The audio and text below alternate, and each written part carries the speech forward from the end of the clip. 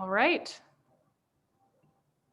We are live. Let me just quickly make sure we are connected to the live stream.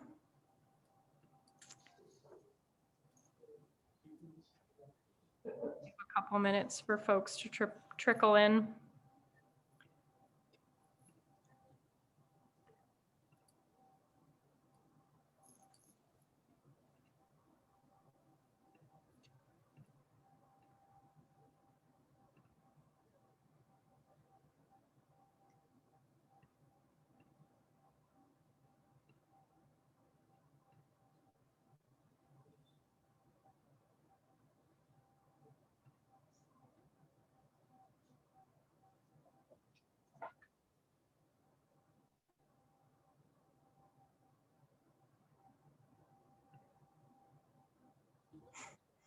Thanks for joining, Bob.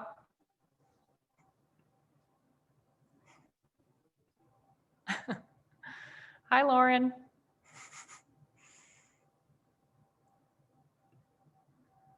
All right. See, some people are still trickling in here, but let's get started in the interest of time. So thank you all so much for joining for the conversation on climate. This event is co-hosted by Alliance for a Better Vermont and Vermont Conservation Voters. And this is the first conversation in a series with elected officials, advocates, community leaders, where we are discussing current initiatives focused on COVID-19 relief and building a more resilient and prosperous future for Vermont. As we all know and have been talking about very consistently over the last couple of months, the COVID-19 pandemic has really exacerbated many of the challenges that Vermonters have already been facing, including access to reliable high-speed internet, high-quality affordable childcare, healthcare, transportation, and more. And this conversation series will bring together minds from our communities and from inside the Capitol to talk about what's being done to address these issues. This conversation will take place tonight until 7 p.m. We are recording it for circulation afterwards as well. And at approximately 6:45, we will pivot and start to take audience questions, but feel free to post those in the chat throughout as well. And we did receive some in advance that we may also get to. So first, I will introduce our amazing panelists. We have Ben Edgerly-Walsh. Since 2012, Ben has run VPIRG's energy program, leading campaigns on issues from establishing Vermont's groundbreaking renewable energy standard to expanding our net metering program, establishing nation-leading appliance efficiency standards, and defending Vermont's energy efficiency work. At VPIRG, Ben works to research, identify, and advance clean energy policy solutions. Prior to this role, Ben was VPIRG's field director and also worked with National Environmental Trust, Environmental America, and the Oregon Natural Desert Association, and was Green Corps recruitment director.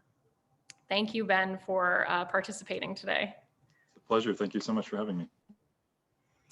We're also joined by Representative Sarah Copeland Hanses, who is the representative from Bradford. She serves as chair of the House Committee on Government Operations and is also chair of the Climate Solutions Caucus, co-chair, which is a broad coalition of legislators dedicated to advancing cost-effective and equitable energy policies to transition Vermont to a sustainable future. She's previously served as House Majority Leader and as a member of the House Committee on Healthcare. Additionally, she serves on the Executive Committee of the National Conference of State Legislatures. Thank you, Sarah. Representative Kathleen James is a representative from Manchester Center and a member on the House Committee on Education. She serves on the leadership team of the Climate Solutions Caucus, is a founding member of the Tourism Caucus, an active member of the Rural Economic Development Working Group, and a member of the Social Equity Caucus. She was also the winner of the 2019 Rising Star Award from Vermont Conservation Voters. and serves on the state's Select Committee on Future of Public Higher Education in Vermont. She also helped found Southern Vermont Communications Union District, named one of 12 vital projects for the regional economy for its efforts to bring high-speed broadband to Bennington County's underserved roads and regions. Thank you, Kathleen. We Great to be here. Sorry, delayed unmute. I know, broadband. Last but not least, Representative Rebecca White. Representative White of Hartford serves on the House Committee on Transportation. She grew up in the village of Wilder, graduated from Hartford High School, and went on to earn a bachelor's degree in history from the University of Vermont. She works in the environmental space as a community engagement manager at Efficiency Vermont. At the age of 20, she ran for a seat on her select board and has served 2 terms before being elected to the legislature. Becca now lives with her husband, Dylan, in White River Junction. Thank you, Representative White, for joining us tonight. Thanks for having me. All right, so without further ado, we will kick it off with some questions for each of you. The first question, during your time in your respective roles, each of you have made mitigating the impacts of climate change a priority. Can you say a little bit about your work on climate-related initiatives and how this work is geared toward not only relief from COVID-19, but also building a more resilient future for Vermont? I will start. I'll go around to each of you. I'll start with Representative Copeland-Hanzas. Hey, thanks so much for giving me the chance to be here. I love an opportunity to talk about climate, and it's very fitting that that this is the background that I use when I'm doing my Zoom legislating, because it really does tie into why I'm passionate about climate. This is the Connecticut River, and the feature, this tight bend in the river that you're seeing, is part of the Connecticut River Oxbow. And that is the feature that my high school was named for. And when I was in high school back in the mid 1980s, the big concern that we were all worried about, that I was learning about in my science classes, was the impact of acid rain. And it was, it was in the news at the time, and there were all sorts of reports about concerns and how are we ever going to change this, because it will be too expensive. We won't be able to afford to generate electricity if we have to do all of these mitigating measures to try to cut down on acid rain. And I really look at acid rain as sort of the success story that we need to recognize and that we need to follow in looking at how we shift away from dirty, polluting fossil fuels and start to generate our energy for heating and transportation through cleaner measures. And so, the same ideas that we used then that were said to be too difficult or too costly or too impactful to business, I think we can use now. But why am I passionate about working on climate? Because I also know that there are so many places in our lives where we are choosing the more costly way of getting things done. We could be investing in changes that create jobs in Vermont, that keep Vermonters employed, that keep money circulating in our economy, and that save Vermonters money, and in particular weatherization, making sure that we're not blowing our heat or our cool air out into the environment just simply by weatherizing our homes. And so there are so many opportunities that will save Vermont families money, and I know that there are so many families right now who are strapped and having trouble making ends meet during this pandemic recession. And it leaves me all the more committed to making sure that we tackle climate and that we do it in the smart ways that help Vermonters save money on their heating and transportation needs. Great. Thank you, Representative Copeland-Hanzas. Next, I will pass it to Representative White. So the question again was, you've made mitigating the impacts of climate change a priority. Can you say a little bit more about your work on climate-related initiatives and also how this work is geared towards building a more resilient future and also relief from COVID-19? Thanks. Well, I'll just start by saying I see a lot of familiar names in the audience, which is always lovely, especially a lot of folks who have probably done more than I have in my life, have spent probably double the amount of time considering climate change. So hats off to the folks who are a part of this webinar who fit that bill.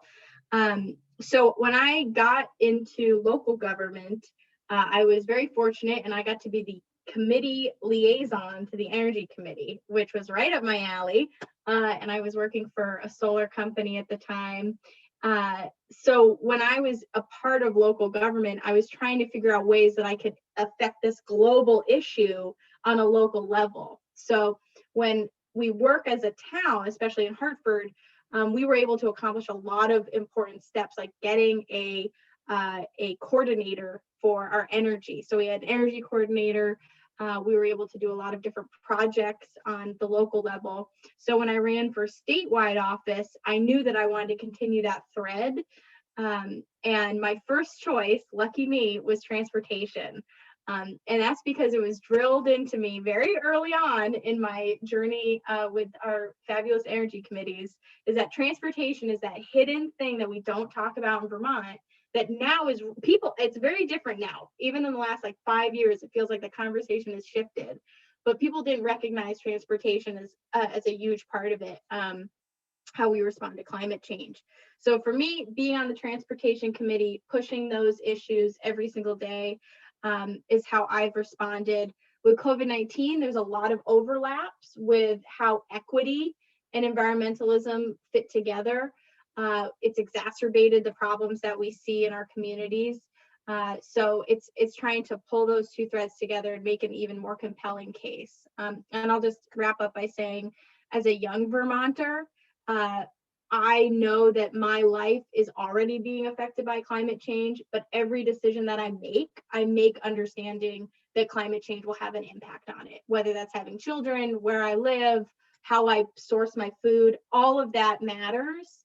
And I think that is a piece that I always want to bring to the work that I do, and the fear that is actually really present in my generation. So on that happy note. Great, thanks, Representative White. Representative James, and then Ben. Thanks, Ashley. Sarah, it's very cool to see you sitting in front of that image and to hear a little bit more about the story behind it. It makes me reflect on the fact that for so many of us, climate really is a passion issue. And I'm a kid who grew up outdoors, basically, and feels a huge kind of abiding love for the natural world. And also grew up in a household where my father was very integral in the founding of the Nature Conservancy chapter in Nebraska, where I grew up.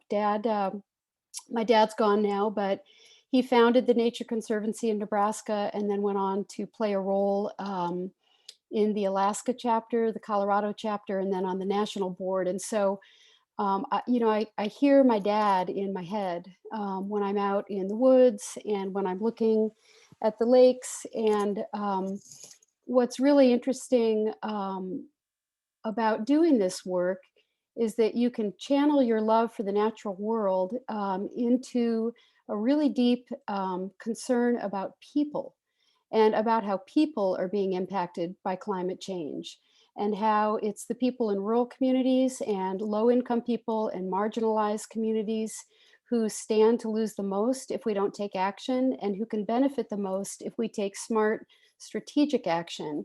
And I am really interested in the nexus of that work, where we can put policies into place that roll out climate adaptation and resilience in a thoughtful way that helps people. while saving the world that I love so much. And so when I think about that connection to COVID, it it exposed so many fissures in our society and so many inequities that we were already all aware of. But look at broadband. All the energy that the pandemic has generated behind rural broadband rollout, and that has a huge climate benefit because people who have access to internet, high-speed internet, they can work from home, they can access education from home, they can access medicine, telemedicine from home. So all the energy in the legislature this year around broadband really has a nexus to climate and has a nexus to COVID. And here in my neck of the woods where I live, a lot of people moved to my area of Vermont during the pandemic. They came up from New York, they came up from Boston. Some were second homeowners. Some came to basically, flee a very unsafe and scary situation in the cities. And those folks now, I hope many of them might be looking to become full-time residents here.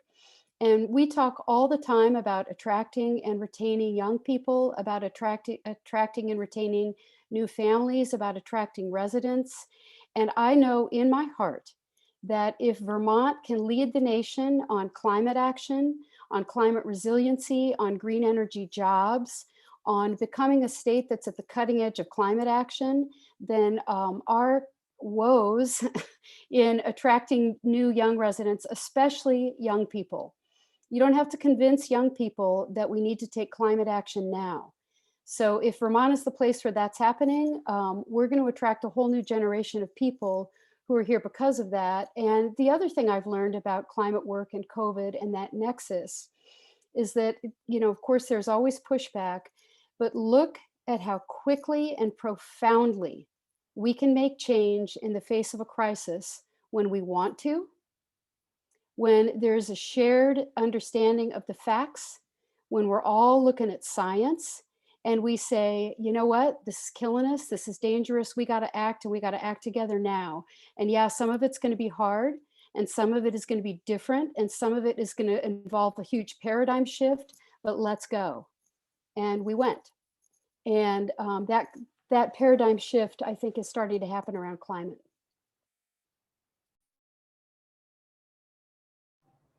Definitely. Thank you for that. And last but not least, Ben. Thank you, Ashley. So, fundamentally, climate action is, when done thoughtfully, and we're fortunate enough to have so many incredible leaders in this space in Vermont who are thinking very carefully about how to tackle climate action and very deliberately about it. So when done thoughtfully, and that is the kind of climate action we're talking about here in Vermont, is an economic stimulus, is something that drives at equity and justice, is something that makes our communities, our state, and individual families more resilient to future crises, whether they're climate fueled or fueled by public health, public health crises or others. So how is climate action related to COVID recovery, related to resilience? When you go down the list of things that you can do to cut climate pollution, to respond to the climate crisis so that we don't see the kinds of severe effects that we're already seeing today. Just a couple of weeks ago, we had a storm in Texas that killed many people. That is definitely linked to the climate crisis. You have, weather patterns destabilizing and all sorts of things that happen sometimes, happening more frequently or happening worse, from, things like Tropical Storm Irene and Superstorm Sandy, to deadly heat waves, to cold snaps, as counterintuitive as that might be. And so when you go down the list of the things that you can do to make those sorts of things less likely, weatherization, getting people reliable, affordable, clean transportation, the affordable, energy efficient housing, these are things that, if you have a home that is weatherized, you are going to have lower monthly bills. You're going to have an easier time paying your rent. You're going to have an easier time economically in, good times and in bad. And the next time we're responding as a state, as a nation, to these kinds of economic and other crises, we are all going to be better off if we have invested more in those kinds of actions and have done that in a way that really ensures that the people who are the most vulnerable today and the most vulnerable to future crises have the most help in taking those actions. And that's really a key piece. And I think maybe I want to close my comments on this question with this. Representative Copeland-Hansis very rightly said that we are choosing as a society to do the more costly thing. That's the default, that's the status quo. It doesn't maybe feel like a choice because it's just continuing with what has always been, but not changing is actually a choice. The nuance there is it's not a choice necessarily for individual families. I've heard people, when sort of trying to poo-poo climate action, say, oh, well, if something like weatherizing were truly cost effective, everyone would have already weatherized. And that's not the way anything works when you're talking about generational poverty, when you're talking about systemic racism, when you're talking about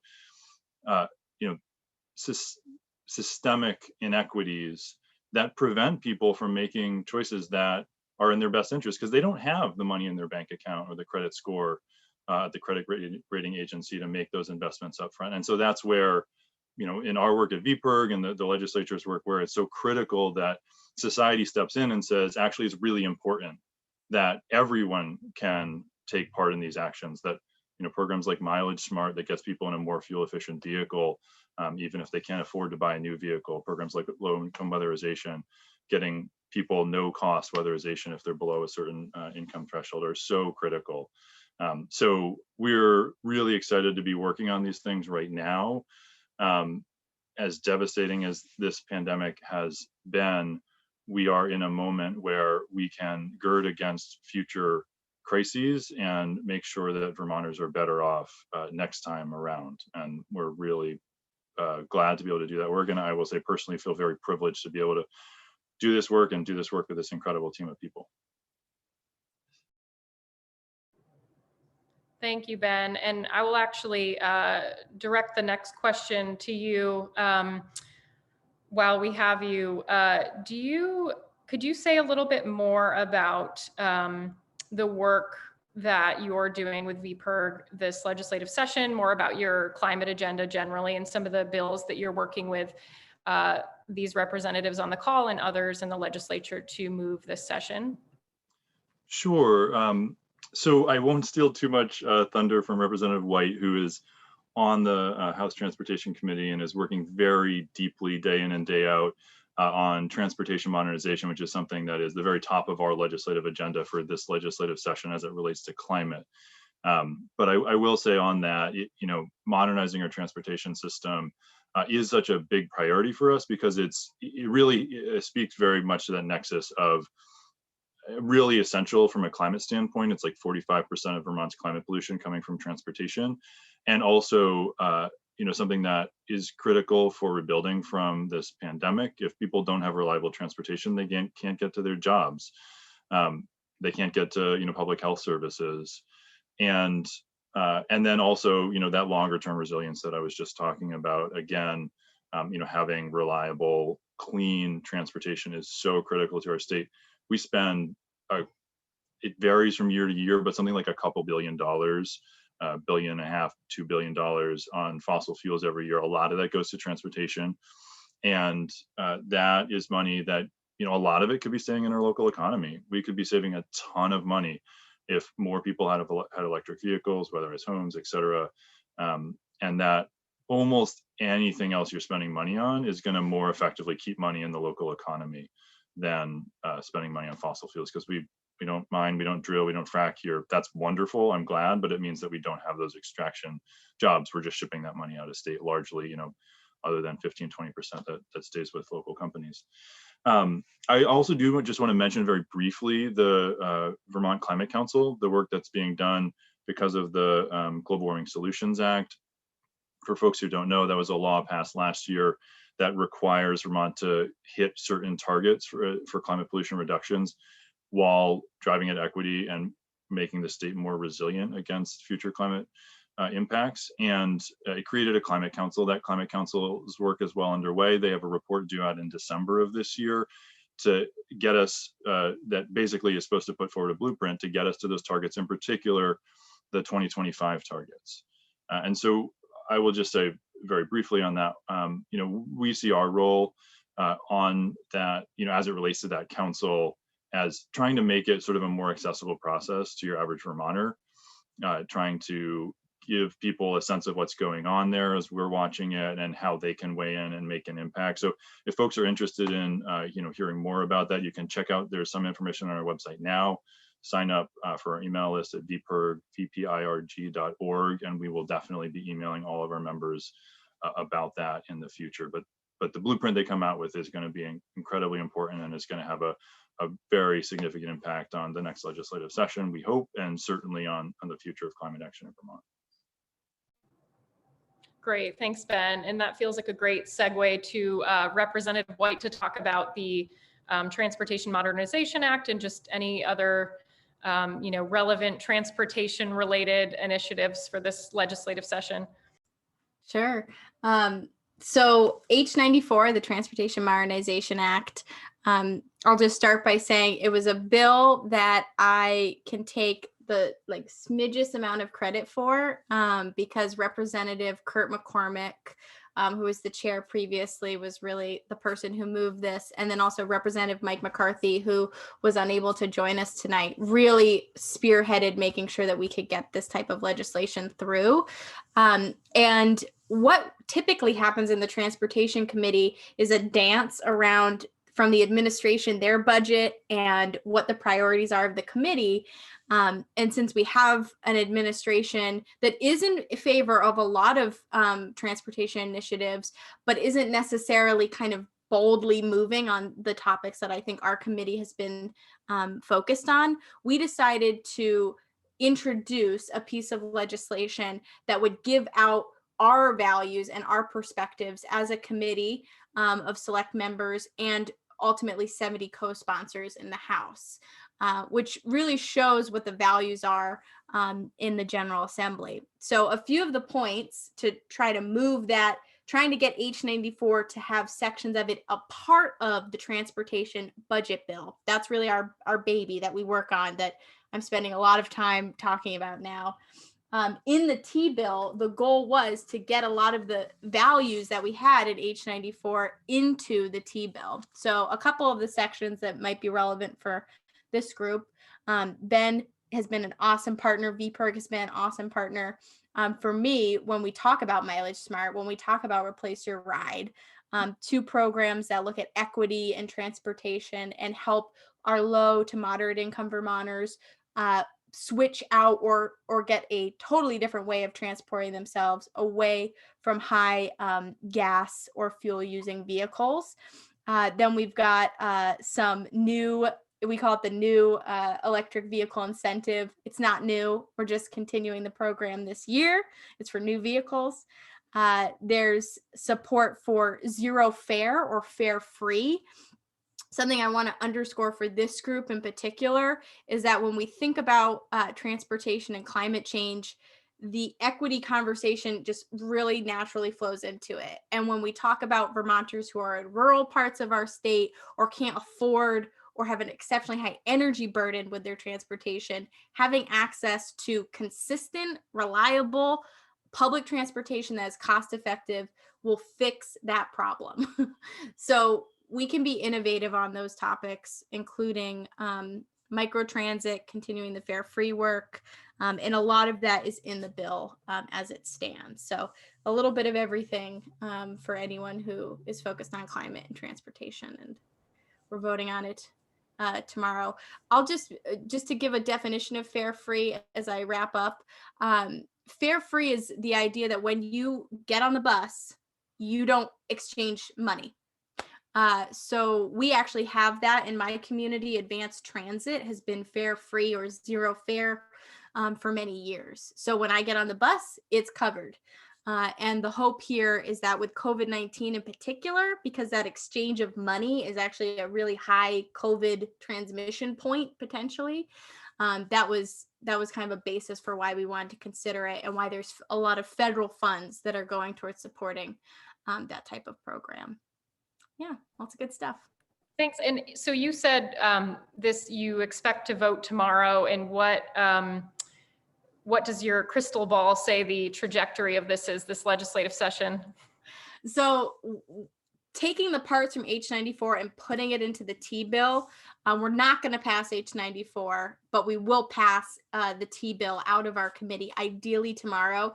I have to say, I'm feeling really positive. Our committee chair, Representative Lanfer, has done a fabulous job at incorporating the perspectives of our rural committee members, of our more conservative committee members, and really bringing us all along to understand the values that the bill is putting out, and to work with the agency, frankly, because they're our partner in this.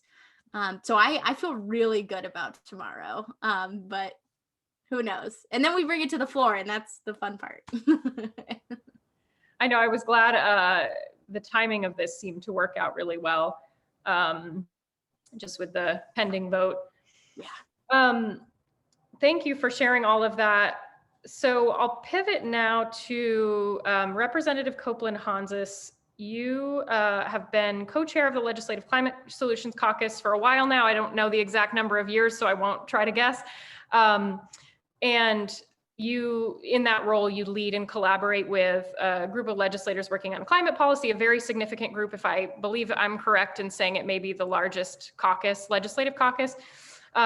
So can you talk a little bit about the work that you're doing this year with this group? Broadly, you can focus on one particular issue. You know, we could talk about climate initiatives for hours. So really leaving it up to you to talk about what feels most relevant.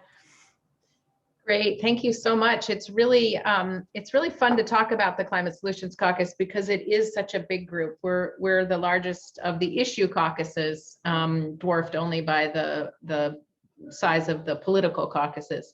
But this was a broad group of people who came together a number of years ago. The Climate Caucus has been in existence for, I don't know, 8-10 years maybe, started by Representatives Hooper and at the time Pearson and Representative Sullivan, but really came together because we recognized that, you know, while we may have challenges in other policy areas, the challenges that we have in climate sort of transcend a number of different committees, a number of different policy areas.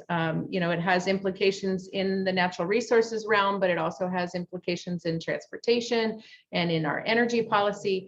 And so we really needed to have a caucus that would help us to bring together our ideas and push forward climate solutions ideas that may pop up in other committees. So one of the exciting things that we are focused on as the Climate Solutions Caucus is really finding that every committee strategy. And so, for instance, Representative James is on the Education Committee. And when I heard that the Education Committee really wanted to get a handle on what are our school buildings looking like, what shape are they in, what infrastructure needs do we have, because we realized with COVID that we needed to be doing a much better job of working on air circulation. Well, hey, you know what? There's an opportunity to also assess our buildings with respect to their efficiency, with respect to their heating systems. And so that every committee strategy is really a very intentional way of saying, you know, Agriculture Committee, we would love for Ag and Forestry to be paying more attention to and promoting some ideas around, around sequestration and resilience. How should we be looking at our at our forestry practices and our farming practices to align them with the goal of reducing carbon in our atmosphere. And so every committee strategy really gives everyone in the legislature, whether they are sitting in the Government Operations Committee like I am, or whether they're sitting in the Education Committee or the Healthcare Committee, really gives everyone an opportunity to say, how do I bring my passion for climate into the work that I'm doing here in my committee? So for instance, with government operations, we moved a bill last year that was really focused on, hey, let's look at all of those professions that are regulated by the state. So whether you're talking about your realtors or your real estate appraisers, or let's look at some of those other professions like plumbers and electricians. Let's make sure that when those those professionals come to get their biennial registration, that we're taking that opportunity to give them some more information about how their profession can help Vermonters save money on their heating and transportation needs. And so every committee has a role to play in climate policy, and the activation of that and the creative exchange of ideas that has brought about has been really valuable. And it, you know, it wouldn't have come about if we didn't have this caucus where we all felt so passionate about making an impact. And so, you know, while we watch for the work of the Climate Council, which is very important to helping us set a plan for how we're going to meet our Paris climate reduction goals, we can also be working on this every committee strategy to do a little bit here and a little bit there that helps to move the dial. Definitely. And while we're on the topic of the Climate Solutions Caucus, Representative James, you lead communications for the caucus. Do you want to talk a little bit about your role doing the communications, or just other work? What brought you to that? What brought you to be part of this caucus? Sure. Well, the climate economy and the opportunities of smart, equitable climate action were one of the key reasons that I ran for office in 2018. So it was really one of the issues that motivated me to run in the first place. And so the Climate Caucus was the first group I joined upon arrival. Yeah, just like a freshman joining the coolest club. But anyway, so it's been a great experience. And with our comms work, I'm not the only person. There are other folks who help out. Becca does our social media, and Rep. Mari Cortez helps, and it's kind of a team effort. But that has been where I've been most involved, and where I can just kind of bring my own background to bear. And so what I think was really kind of innovative or interesting was that in the summer of 2019, Sarah, you can correct me if I'm wrong, timing is all off since COVID, but anyway. COVID times, it could have been 7 years ago, I don't know. In the summer of 2019, the Climate Caucus, we held a day-long strategy session and brainstorming session, probably not 2 weeks after we adjourned. I mean, that was how excited people were to get to work on the next year's work. And after that day, we broke into subcommittees and formed working groups and started to develop a legislative priority list for the 2020 session. And by that summer, we had come up with the idea of hosting a series of roadshows, we called them, around the state. And it was a series of public forums that members of the Climate Caucus organized and hosted with local legislators for the public. And I think between, let's say, August 2019 and February 2020, we held easily more than 20 public forums around the state that attracted well over 1,000 Vermonters. And because this was pre-COVID, the events were so cool. Sarah would come down, or Senator Pearson would come down. We'd get somebody from the leadership team, local legislators who served on the, who were part of the Climate Caucus or just were interested, would help organize. And then we would get a church or a school building or something and advertise the heck out of it. And the forum that we held in my community, we had down at the East Arlington Federated Church. And, we had easily 80 people who showed up to ask questions about the bills and initiatives that we were going to be trying to promote in the, move in the 2020 session. They came to ask questions, they came to applaud, they came to criticize. It was not all just preaching to the choir. And it's why the forums were so great. And from that, we developed a really robust, God, now that I'm in the legislature, I say the word robust. Lord, we developed a good, strong email list. And since then, we've been using the email list to keep Vermonters all over the state informed about what we're working on. And so we have a website, we have a Facebook page, we have other social media platforms that Becca does that I don't do, I don't tweet. Oh, Becca doesn't tweet either. We have, I said, a website. We have a YouTube channel where we now live stream all of our caucus meetings so anybody can watch. Sarah and Chris tape a video update every single Friday with Bob Farnham that we post to Facebook and post to our YouTube channel. And then, I sit down with Rep. Cortez and write a quick newsletter and we blast it out. So if you're on our email list, you are getting a weekly video update. You can watch anybody can watch our caucus meetings live. And so we're working really hard to engage Vermonters in the exciting work of climate action and to keep them informed, and it's fun. And I think it's a great way to create a sense of, I don't know, community and momentum and keep folks in the know. Yeah, I remember when Representative Copeland-Hanzas was attending one of these in a snowstorm, and I was very worried about her driving, but she managed to make it anyways. So I definitely remember and felt that strong commitment of yours.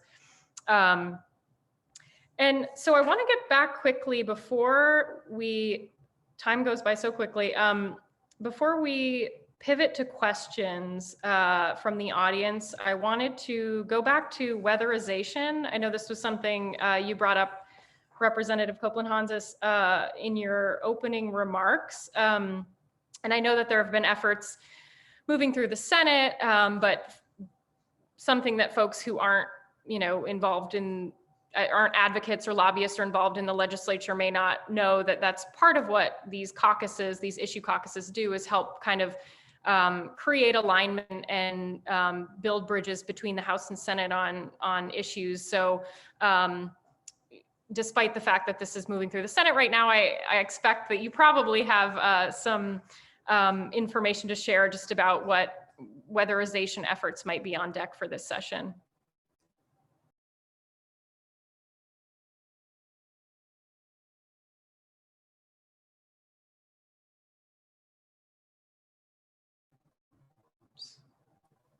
Sorry, who was that question for? Oh, for Representative Copeland-Hanzas. Okay. Okay, that's good. I'm glad that you I'm glad you asked that, because I was wondering who that question was for as well. Yep.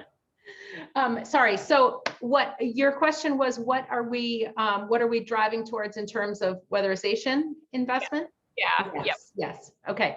So, as we wrapped up the 2020 session, which, as folks know, if they were following the legislature, was an extended session, a long session, we really had only a very short window of time to sort of ramp up and prep for this 2021 session. But we knew that that it was going to be very focused on COVID relief and focused on preparing for the federal COVID relief and stimulus dollars that were expected from the Biden administration. And so a lot of what we're working on right now is really trying to set up an infrastructure for a weatherization program that we can into which we can invest some of the climate infrastructure dollars that we expect will come, because climate is a priority for this federal administration. And so what we know we need to do is make weatherization more straightforward and easier. And I think Ben talked about this a little bit in his conversation earlier, because it needs to be simple and easy for the homeowner to be able to access help with weatherization. We need to have a set of contractors who are who know the best practices and know how to help Vermonters achieve a good, tight thermal envelope around their home. because you can't just seal up all the cracks and not have any sort of air circulation, because then you end up with moisture condensation and rot and mold and an unsafe living environment. So, there is a science to this. We need a workforce that understands that science. And we also need, we need to make it easy for the homeowner. So when you think about, I don't know how many of the folks in our audience have had the opportunity to look into doing some solar installation and net metered solar, but I can tell you my experience with that was that it was made so easy for me because the representative from the solar company came to my house, took the measurements of where the sun tracks, across the sky, showed me a plan of where the panels were going to go, and sat down at my kitchen table with me to sign the documents in order to get the ball rolling on that. We need to make weatherization projects that user friendly, so that somebody is coming and helping you figure that out. Coming and sitting down at your table with you, helping you understand, and also helping you finance it in a way that makes sense. So if I'm making an investment in my home, but maybe I'm going to move in 5 or 10 years, the investment that I make in my home needs to stay with my home, and the debt for it should stay with my home, not go along with me when I, sell my home and move somewhere else. And so we've got to be thinking about these sorts of issues, making it easier for the homeowner. But we also have to recognize that there are so many Vermonters who don't own their home. And so we also need to be thinking about making weatherization straightforward for the landlord and for the landlord tenant to both benefit from it, because so many places people rent their homes, and the landlord owns the home and owns the asset, but the tenant pays for the heat. And so it's not in the landlord's incentive to help with a weatherization project if it's going to cost a lot of money. So we've got to figure those things out to make it easier for people who are in an apartment or a rented home also to be able to live in a clean, efficient, and easy to heat and cool home. And so we've got a weatherization bill that is making its way through the Senate right now.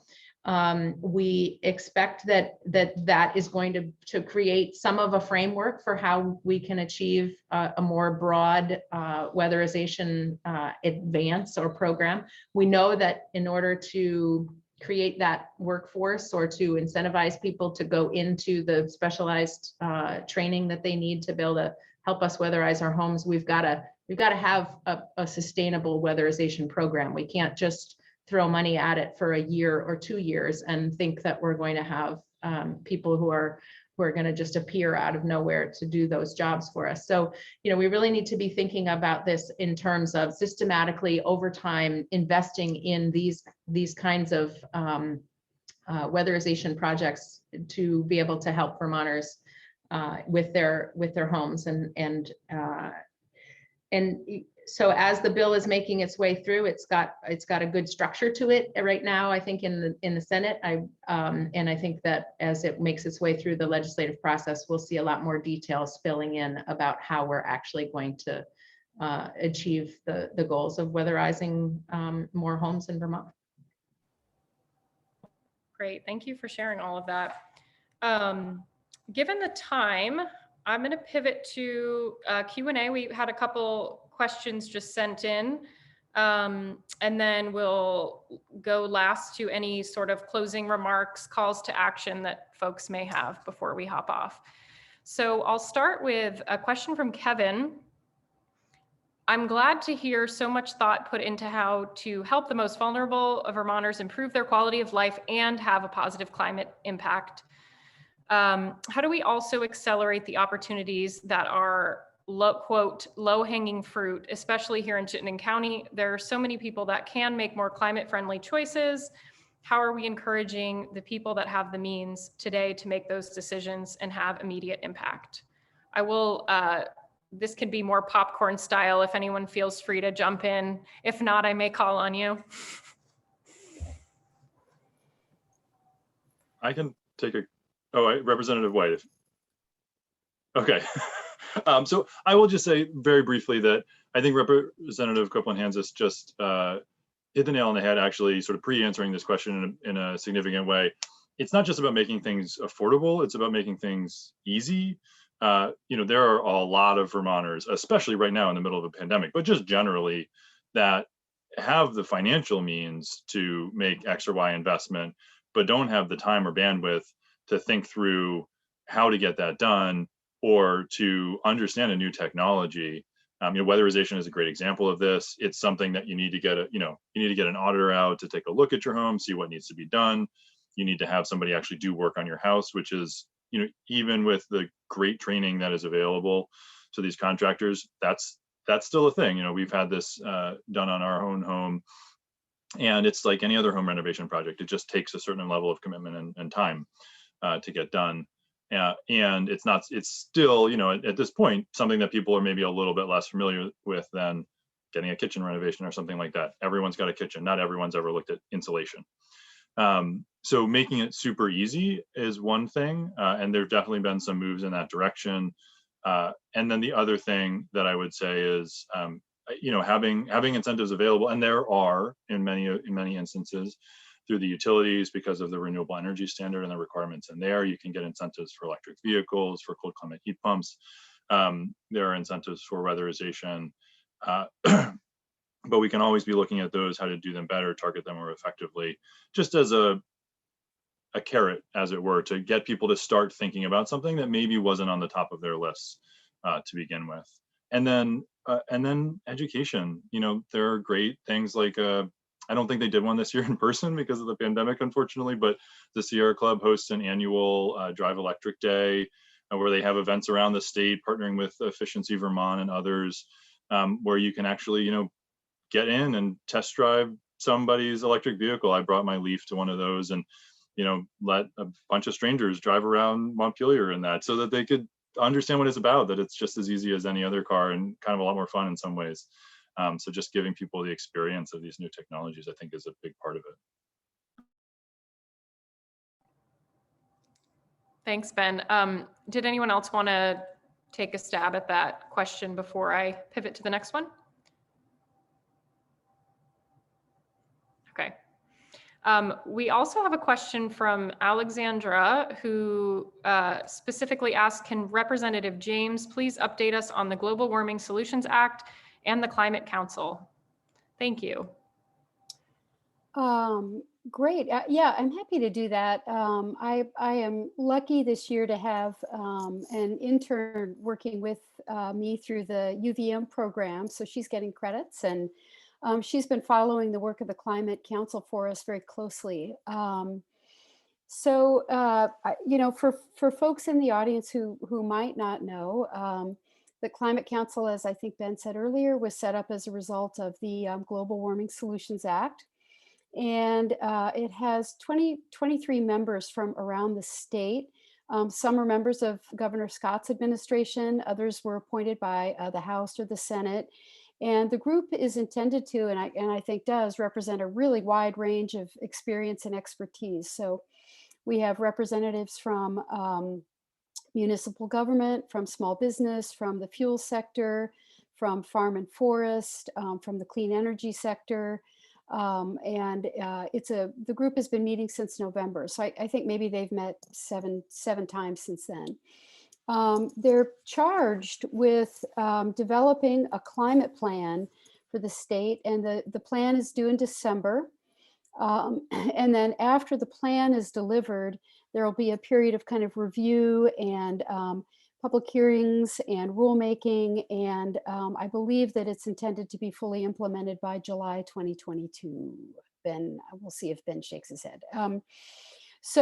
What is really interesting about this is that from what I can see, the real nuts and bolts, nitty gritty work of developing the plan and coming up with ideas and coming up with policies and strategies is being carried out by subcommittees. And the subcommittees are a blend of Climate Council members and other folks who've been appointed from around the state. So that's broadening that expertise and that participation level. And some of the subcommittees are meeting weekly. I mean, these folks are working hard. And the 5 subcommittees are, let's see, agriculture and ecosystems, just transitions, cross-sector mitigation, rural resilience, and science and data, which was one that had been added. And this provides, I think, a really great way for Vermonters to get involved. The Climate Council meetings are all live streamed or archived to watch. The subcommittee meetings are all archived. Folks can watch, they can submit questions, they could submit testimony. It's a really great way, and I think an easy way to kind of get involved, or at the very least to watch and see what's going on. And they have, everything is up on their website. It's a very extensive website, which I don't know the URL, but if you just Google Vermont Climate Council, it comes right up, and you can tell you're in the right place because it's, it's an administrative page. It looks like all of the Vermont government websites do. So I hope that answers Alexandra's question, and thank you. I just dropped the website in the chat for folks to. And because we're almost out of time, I just wanted to also throw an extra shout out to the folks who were wondering, after Kathleen James was describing all of the communications that we're doing, wondering how to get signed up. And so we have a VT Climate Caucus website. You can find us there. The link has been in the chat as well.